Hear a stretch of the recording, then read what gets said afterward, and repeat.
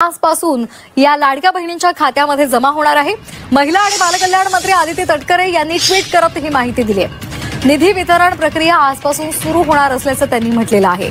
महिला आहेत ज्यांच्या बँकच्या खात्यामध्ये फक्त 50-100 रुपये होते, पण आज दर महिन्याला त्यांच्या बँकच्या खात्यामध्ये या लाडकी बहीण योजनेतून 1500चा लाभ हा वितरित होत असतो। केवायसी बंधनकारक असेल प्रत्येक लाभार्थ्याला 100% आणि त्याचा आम्ही सगळ्यांना कालावधी दिलेला आहे आणि तो कालावधी साधारणपणे 2-3 महिन्याचा असणार आहे, कारण त्यांना तेवढा कालावधी लागणार। त्याचबरोबर आम्ही पूर्ण त्याच्यामध्ये माहिती दिलेली आहे की ते करत असताना ती प्रक्रिया अतिशय सोप्या पद्धतीने कशी केली जावी। त्याच्यामध्ये आमच्या स्थानिक पातळीवर जे महिला बाल विकास विभागाचे अधिकारी आहेत, अंगणवाडी सेविका, मदतनीस आहेत, इतर विभागांचे महसूल प्रशासनाचे सुद्धा आहेत, त्यांचंही आम्ही त्यामध्ये सहकार्य घेऊ आणि ई-केवायसी ऑथरायझेशन झालं की त्यांना नियमित लाभ मिळणार आहे। म्हणजे या ज्या तक्रारी आहेत की 1 महिन्याचा लाभ मिळाला, दुसऱ्या महिन्याचा मिळायला विलंब झाला, तिसऱ्या महिन्याचा त्या ठिकाणी थांबला गेला, तर या सगळ्यामध्ये सरळता आणि त्याचबरोबर सुलभता ही त्या निमित्ताने येणार आहे। त्याच्यामुळे या 2-3 महिन्याच्या कालावधीमध्ये जे लाभार्थी आहेत त्यांनी ई-केवायसी करून घेणं आहे आणि याच्यातून त्यांना फक्त लाडकी बहीण योजनाच नाही तर शासनाच्या वेगवेगळ्या ज्या योजना आहेत ह्याचा सुद्धा पुढच्या कालावधीमध्ये लाभ होण्याच्या दृष्टिकोनातून हे महत्त्वपूर्ण केल्या होत्या।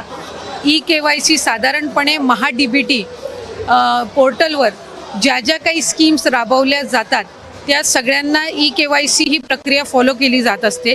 साधारणपणे 91 अशा योजना आहेत ज्याच्यामध्ये ई-केवायसी हे त्या ठिकाणी रूटीन ही प्रोसिजर आहे आणि तीच लाडकी बहीणमध्ये पण आहे।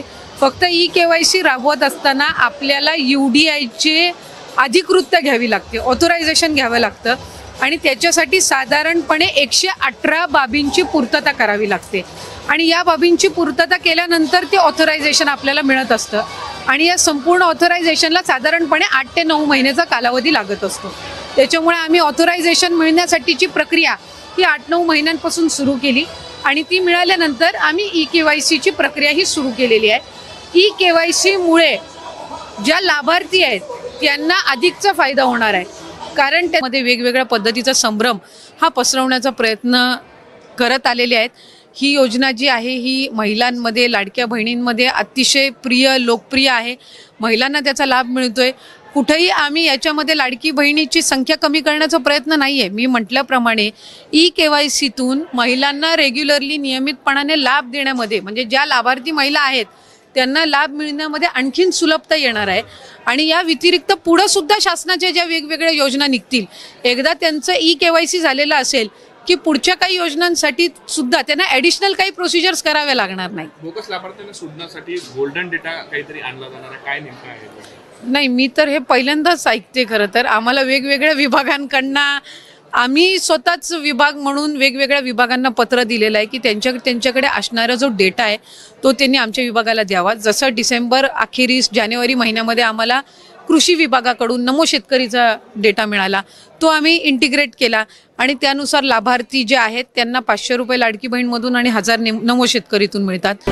जिथे जिथे स्थलांतरित कामगारांची संख्या जास्ती आहे तिथे महिला संघटनेच्या वतीने जर या महिला कामगारांपर्यंत पोहोचले आणि त्यांचे निवेदन हे संघटनेच्या माध्यमातून दादांपर्यंत पोचावे आणि मग या विभागाअंतर्गत दादांच्या माध्यमातून निर्णय व्हावा, म्हणजे आपला पक्ष या स्थलांतरित महिला कामगारांसाठी कार्यरत आहे आणि आपल्या माध्यमातून हे काम झालेलं आहे असं आपल्याला त्यांच्या पुढे नेता येईल। सार्वजनिक ठिकाणी शौचालय आणि आरोग्याच्या संबंधितल्या काही सूचना आलेल्या आहेत। लाडकी बहीण योजना आणि पिंक रिक्षा योजना ज्या वेळेला सुरू झाली त्यावेळेला सगळीकडेच ती दादांच्या नावाने आज ओळखली जाते आणि त्याचा आपल्याला निवडणुकीमध्ये सुद्धा आणि संघटने बांधणीमध्ये सुद्धा किती फायदा झालेला आहे हे आपण सगळ्यांनीच बघितलेलं आहे। पण त्याचबरोबर सार्वजनिक ठिकाणी महिलांसाठी शौचालय असणं ही सुद्धा तितकीच ज्वलंत बाब आहे आणि एक लोकप्रतिनिधी म्हणून किंवा महिला पदाधिकारी म्हणून साधारणपणे आपल्याला प्रत्येकालाच त्या एका अडचणीचा जवळून अनुभव आहे। ही जी सूचना आहे ती जे पुरुष प्रतिनिधी आमच्या कक्षामध्ये होते त्यांच्याकडून विशेषतर आलेली आहे, याचाही मी आवर्जून या ठिकाणी उल्लेख करीन की जशी लाडकी बहीण योजना आणि पिंक रिक्षा योजना आली तशाच पद्धतीनं महिलांसाठी ई-पिंक किंवा पिंक टॉयलेट्स हे शासनाच्या वतीने त्या ठिकाणी उपलब्ध करून देण्यात यावे, जेणेकरून सार्वजनिक ठिकाणी महिलांसाठी शौचालयाची होणारी अडचण ही त्यानिमित्ताने दूर होऊ शकेल. आता लवकर भाऊबीज पण येते आणि आमच्या भगिनींसाठी ही ओवाळणी फक्त रक्षाबंधन आणि भाऊबीज नाही, तर ही ओवाळणी कायमस्वरूपी आहे. कायमस्वरूपी आहे. हा माहेरचा आहेर कायमस्वरूपी आहे. तुम्हाला मी एकच सांगतो, अनेक सावत्र भावांनी या योजनेत खोडा घालण्याचा प्रयत्न केला. ही योजना कशी बदनाम होईल याचा प्रयत्न केला. ही योजना खोटी आहे, फसवी आहे, निवडणुकांपुरती आहे, चुनावी जुमला आहे. योजनेत पैसे येणार नाहीत. जसे खात्यात पैसे आले की त्यांनी भाषा बदलली. म्हणाले लवकर लवकर काढून घ्या, लवकर लवकर काढून घ्या, तर सरकार काढून घेईल. अरे सरकार देणार आहे, हे सरकार घेणार नाही, देणार आहे. ही देना बँक आहे, लेना बँक नाही. आणि तुम्ही महाविकास आघाडीने खरं म्हणजे काय केलं? हप्ते घेण्याचं काम केलं. पोलिसांकरवे पोलीस गृहमंत्री पण जेलमध्ये गेला. परंतु हे सरकार महायुतीचं माझ्या लाडक्या बहिणींच्या खात्यात हप्ते भरणार सरकार आहे. हा फरक आहे. विरोधकांना वाटलं आता हे आचारसंहिता चालू होईल, मग यांचे हप्ते बंद होतील, पैसे बंद होतील. बघा, if you're a losing trader and want to make money in the markets, and if you want to turn profitable, this is what you need to do. You need to stop manual trading and come. आम्ही देणारे आहोत. आमची नियत साफ आहे. आम्ही ठरवलंय आमच्या लाडक्या बहिणींना ही योजना द्यायची. मग आम्ही काय केलं? म्हणजे ही देण्याची वृत्ती आहे, ही लपवण्याची चोरण्याची वृत्ती नाही. आणि म्हणून आम्ही ऍडव्हान्स मध्ये दिलं. उद्या हे सावत्र भाऊ दुष्ट लोक आचारसंहितेचा भाऊ करतील आणि माझ्या बहिणींचे पैसे थांबवतील. म्हणून आम्ही ऑक्टोबर नोव्हेंबर दोन्ही ऍडव्हान्स दिले. हे ऍडव्हान्स देणारं सरकार आहे. हे ठेकेदाराकडून ऍडव्हान्स घेणारं सरकार नाही, तर माझ्या बहिणींना ऍडव्हान्स पैसे देणार. हा फरक आहे. हा फरक आहे. कोर्टात गेले, मुंबई उच्च न्यायालयामध्ये गेले. उच्च न्यायालयाने एक चांगली थोबाडीत दिली. त्यांना म्हणाले चला पायदून, तुमचं काय काम आहे इथं? या सरकारचा अधिकार आहे. आणि मग मला विश्वास होता न्यायालय माझ्या लाडक्या बहिणींच्या आड येणार नाही. मग नागपूर कोर्टात गेले. वलपट्टीवार का हलपट्टीवार, तुम्हाला अशोकराव आपल्याला माहित असेल, तो काँग्रेसचा वडपल्लीवार आहे. वडपल्लीवार, कारण तुम्ही तिकडे होते काँग्रेसमध्ये. वडपल्लीवारने नागपूरला गेला आता त्या सुनील केदारचा माणूस. आणि म्हणून हे अशा योजनामध्ये आता काही लोक म्हणाले ही फुकट कसले पैसे वाटताय. अरे फुकट नाही. या माझ्या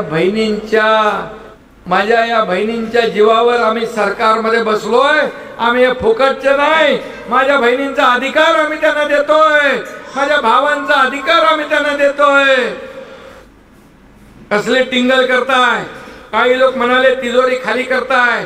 उबाटाचे उद्धव ठाकरे म्हणाले तिजोरी खाली करताय. आमचं सरकार आलं की सगळं बंद करू, अधिकाऱ्यांना जेलमध्ये टाकू. अरे तुमचं सरकार येईल कधी? या माझ्या लाडक्या बहिणी तुम्हाला तर धारा देणार नाहीत, उभं करणार नाहीत. तुमचं सरकार यायचं तर लांबची गोष्ट. म्हणजे सरकार आल्यावर योजना बंद करू काय? आम्ही काय चोरी केली? आम्ही काय पाप केले? अरे तुमचं सरकार असताना माझं काय, मला काय मिळणार हे बघितल्यामुळे अनेक लोक पळून गेले. पण आमचं सरकार, माझं काय नाही, मला काय मिळणार यापेक्षा माझ्या लाडक्या बहिणींना काय देणार, लाडक्या माझ्या भावांना काय देणार, लाडक्या माझ्या शेतकऱ्यांना काय देणार, लाडक्या माझ्या ज्येष्ठांना काय देणार हे पाहणारे सरकार आहे. आणि म्हणून हे सरकार तुमचं आहे, सर्वसामान्यांचं सरकार आहे. हा एकनाथ शिंदे एका शेतकऱ्याच्या कुटुंबातला आहे, शेतकऱ्याचा पोरगा आहे, एका गरीब परिवारातून आलाय. मला माहित आहे महिन्याला कशी काटकसर माझी आई करायची, दुधाचे पैसे, फीचे पैसे, राशनचे पैसे कशी तडजोड करायची मी तगमग पाहिली आहे. आणि म्हणून मला गरिबीची जाण आहे. आणि म्हणून जेव्हा माझ्याकडे अधिकार आले, माझ्या दोन्ही उपमुख्यमंत्री सहकार्यानं मी सांगितलं ही योजना आपल्याला राबवायची आहे, म्हणजे राबवायची आहे. आणि मग आम्ही 33,000 कोटीचं व्यवस्था केली फक्त माझ्या लाडक्या बहिणीच्या योजनेसाठी, त्या लाडक्या बहिणीच्या योजनेसाठी. का आम्ही करू नये? हे मीडियावाले जरा बाबा थोडा आमच्या लाडक्या बहिणींच्या मध्ये येऊ नका तुम्ही. आणि आज तुम्हाला मी सांगतो, तुमचे भाऊ 1,500वर थांबणार नाही. तुम्ही ताकद दिली, बळ दिलं, शक्ती दिली, आशीर्वाद दिले तर 1,500चे 2,000 होतील, 2चे 2,500 होतील. तुम्ही अजून बळ दिलं तर 2,500चे 3,000 पेक्षा जास्ती होतील. हे मी खोटं नाही सांगत. 50-50, 60-60 हजार बहिणी यायला लागल्या. त्यामुळे त्यांच्या पोटात धडकी बसले, छातीत धडकी बसली, पोट दुखायला लागले. आणि म्हणून त्यांचा इलाज आपल्याला करायचा आहे. आणि म्हणून 2 महिन्यात लाडक्या बहिणींचे पैसे बंद होतील असंही काही लोक म्हणतात. पण माझं त्यांना सांगणं, आम्ही ही सुरुवात केलेली योजना टेम्पररी नाही, परमनंट, कायम आपल्याला मिळत राहील. हा शब्द तुमच्या या लाडक्या भावाचा, एकनाथ शिंदेचा. सर्वात प्रथम जो जिल्हा आहे बघा बुलढाणा. बघा तुम्ही जर बुलढाणामध्ये राहत असाल तर बुलढाणा जिल्ह्यामध्ये सर्वात अगोदर पैसे आलेले आहे. दुसरा जिल्हा येतो अकोला आणि तिसरा जिल्हा येतो अहमदनगर. त्यानंतर येतो नाशिक. त्यानंतर 5वा जिल्हा येतो धुळे. 6वा जिल्हा येतो मुंबई. त्यानंतर 7वा जिल्हा नंदुरबार, अमरावती, लातूर, यवतमाळ, जळगाव, नांदेड, पुणे, सांगली आणि संभाजीनगर. बघा आता या 15 जिल्ह्यांमध्ये पैसे जवळपास आज पाठवले आहेत. तुम्हाला सुद्धा आले असतील. तुम्ही जर या जिल्ह्यांपैकी राहत असाल कमेंटमध्ये नक्की सांगा पैसे आले की नाही. आणि आनंदाची बातमी म्हणजे भरपूर बहिणींना 2100 रुपये प्रमाणे मेसेज आलेला आहे. आता शासनाने कसा ठराव केलेला आहे, कोणत्या बहिणींना 2100 रुपये, कोणत्या बहिणींना 1500 रुपये. बघा ज्यावेळेस योजना सुरू करण्यात आली होती आणि सुरुवातीला ज्या बहिणींनी फॉर्म भरलेला आहे त्या बहिणींना 2100 रुपये प्रमाणे हप्ता मिळतोय. ज्या बहिणींनी उशीर केलाय म्हणजे महिना संपल्यानंतर त्यांनी फॉर्म भरलेला आहे, ठीक आहे, तर अशा बहिणींना, ज्या बहिणींनी ऑगस्ट नंतर फॉर्म भरलेला आहे त्यांना 1500 रुपये येत आहे. आणि ज्या बहिणींनी ऑगस्ट महिन्याच्या आधी फॉर्म भरलेला आहे त्यांना 2100 रुपये प्रमाणे हप्ता येत आहे असं आपल्याला दिसून येत आहे. कारण ज्या बहिणींचे मेसेज आलेले आहे आणि जो आर्टिकल आलेला आहे तो आर्टिकल मध्ये सुद्धा आपल्याला दिसून येत आहे की लाडक्या बहिणींना 2100 रुपये प्रमाणे कोणाला हप्ता येतोय, ज्या बहिणीने ऑगस्ट महिन्याच्या आधी फॉर्म भरला आहे त्यांना 2100 रुपये येत आहे. आणि ज्या बहिणीने ऑगस्ट नंतर फॉर्म भरला असेल त्यांना 1500 रुपये. तर घाबरून जाऊ नका. तुम्ही जर ऑगस्ट महिन्याचा हप्ता जर तुम्हाला 1500 रुपये मिळाला असेल तर पुढच्या महिन्यापासून तुम्हाला सुद्धा 2100 रुपये प्रमाणे हप्ता सुरू होणार आहे. यामध्ये काही चर्चा होणार नाही. यामध्ये डायरेक्ट पुढच्या महिन्यापासून सर्व बहिणींना पूर्ण 36 जिल्ह्यांमध्ये 2100 रुपये प्रमाणे हप्ता होईल. यावर कुठल्याही प्रकारचा पाबंदी लावण्यात आलेली नाही. बघा अशा प्रकारे या 15 जिल्ह्यांमध्ये पैसे वाटप होत आहे. आणि तुम्ही जर या 15 जिल्ह्यांपैकी राहत असाल कमेंटमध्ये सांगा. आता महत्वाची माहिती आपण पाहूया. लाडक्या बहिणींनो, आता तुम्हाला माहितच आहे की अंगणवाडीच्या सेविकांना एक मोठी जबाबदारी देण्यात आलेली आहे. अंगणवाडीच्या सेविका तुमच्या घरी येऊन एका कुटुंबात जर 3 पेक्षा जास्त महिला, 2 पेक्षा जास्त महिला लाभ घेत असतील तर पुढील 2 महिलांना लाभ मिळेल. तिसरी महिला जी असेल तिचा लाभ बंद करण्यासाठी अंगणवाडीच्या सेविका तुमच्या घरी येत आहे. पण एवढंच चेक करणार नाही की तुम्ही किती बहिणी या योजनेसाठी लाभ घेता, किती महिला या योजनेसाठी लाभ घेत आहे. तर अंगणवाडीच्या सेविका आणखीन काही गोष्टी चेक करत आहे. अंगणवाडीच्या सेविका तुमच्या घरी येऊन सर्वात प्रथम तुम्ही किती महिला एका कुटुंबामध्ये लाभ घेता ते चेक होणार आहे. दुसरी गोष्ट, तुम्हाला जे आता 4 व्हीलर आहे का तुमच्या कुटुंबामध्ये, तुमच्या कुटुंबात जर 4 व्हीलर असेल तरी सुद्धा तुमचा दोघांचा लाभ सुद्धा बंद होईल. एकाचा नाही तर दोघांचा लाभ बंद होणार आहे. आणि 3 महिला लाभ घेत असतील तिघांचा लाभ बंद होणार आहे. तिसरी गोष्ट, तुमच्या नावावर जर प्रॉपर्टी असेल, ज्या बहिणीने लाडकी बहीण योजनेचा फॉर्म भरलेला आहे तुमच्या नावावर जर प्रॉपर्टी असेल तर तुमचा लाभ बंद होणार आहे. कुठल्याही प्रकारचे घर असो, प्लॉट असो, शेती असो, कुठल्याही प्रकारचं शेत जमीन असू द्या तरी सुद्धा लाभ बंद होणार. पण यामध्ये काही बहिणींना कन्फ्युजन होतंय की लाभ कोणाचा बंद होईल. महिलांच्या नावावर शेती असेल तर लाभ बंद होईल, अन्यथा तुमच्या कुटुंबाकडे कोणाच्याही नावावर जर शेती असेल तर घाबरायचं काही गरज नाही. ही अशी गोष्ट आहे. आणि चौथी आणि महत्वाची गोष्ट, तुमचं 2.5 लाखापेक्षा जर उत्पन्न जास्त गेलं असेल 2025 तरी सुद्धा तुमचा लाभ बंद होणार आहे. ही गोष्ट लक्षात घेणं गरजेचं आहे. आणि त्यासोबत लाडकी बहीण योजना अंतर्गत अंगणवाडीच्या सेविका तुमच्या घरी येऊन व्हेरिफिकेशन करत आहे. व्हेरिफिकेशन कशा प्रकारे होत आहे, हे कागदपत्र तुमच्याकडे असणे गरजेचं आहे. सर्वात प्रथम तुमच्याकडनं आधार कार्ड मागितलं जाईल. आधार कार्ड तुम्ही त्यांना दाखवायचं आहे. आधार कार्डच्या माध्यमातून त्यांना कळणार आहे की तुम्ही पात्रता आहात की अपात्र आहात. भरपूर बहिणी अशा करतायत की अंगणवाडीच्या सेविका आल्यानंतर त्यांना काहीच डॉक्युमेंट देत नाही. तर ते तुमच्यासाठी आलेले आहे की गोरगरिबांना याचा लाभ भेटावा. असं नाही की लाडकी बहीण योजनेचा लाभ सर्वांना दिला जाय. लाडकी बहीण योजनेचा गोरगरीब महिलांना, जर तुम्हाला माहित असेल की तुमच्याकडे कुठल्याही प्रकारचं तुमच्या नावावर प्रॉपर्टी नाही, शेती नाही, तुमचं उत्पन्न 2.5 लाखापेक्षा जास्त नाही, तुमच्याकडे 4 चाकी वाहन नाही, तर तुम्ही बिंदास होऊन तुम्ही व्हेरिफिकेशन करून घेणं गरजेचं आहे. अंगणवाडीच्या सेविका आले, ते जे डॉक्युमेंट मागतील ते व्हेरिफिकेशन करतील.